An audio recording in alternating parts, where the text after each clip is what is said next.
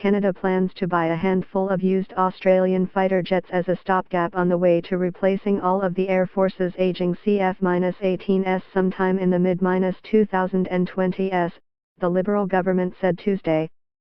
Cabinet ministers at the same time formally announced the beginning of the competition to replace the entire fleet of fighter jets, a process that will take years. The long-expected purchase of 18 warplanes puts an end to a bid for brand-new Boeing Super Hornets, which had been the Trudeau government's initial plan over a year ago.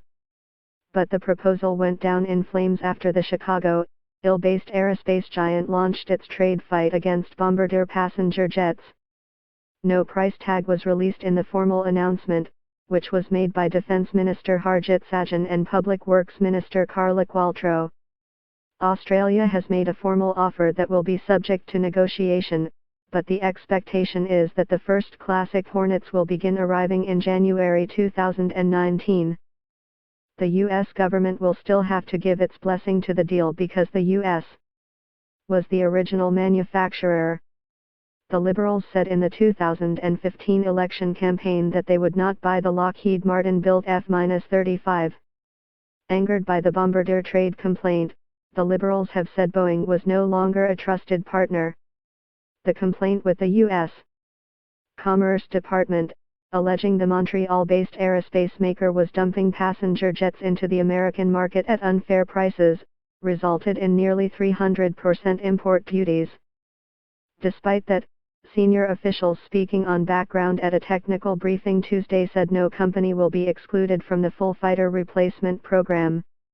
There is, however, one interesting, new aspect to that contest. It involves the introduction of an additional assessment mechanism to measure each bidder's overall impact on Canada's economic interests, said officials who spoke on background to CBC News prior to the announcement. That means competitors will not only have to deliver billions of dollars in economic offsets in return for the specific contract, but also demonstrate their other business dealings benefit the country. That is clearly aimed at Boeing. Bidders responsible for harming Canada's economic interests will be at a distinct disadvantage compared to bidders who aren't engaged in detrimental behavior, Qualtrough said. We're hoping this policy incentivizes all suppliers to behave in such a way that they won't be at a disadvantage. Qualtrough said a contract award is anticipated in 2022 and the first replacement aircraft could be delivered in 2025. In the meantime, the Air Force will use the Australian jets to meet its commitments. Sajjan said those jets are urgently needed to help Canada cover a long-standing capability gap, referring to the government's claim that there are not enough jet fighters for the Air Force to carry out its NATO and NORAD duties at the same time.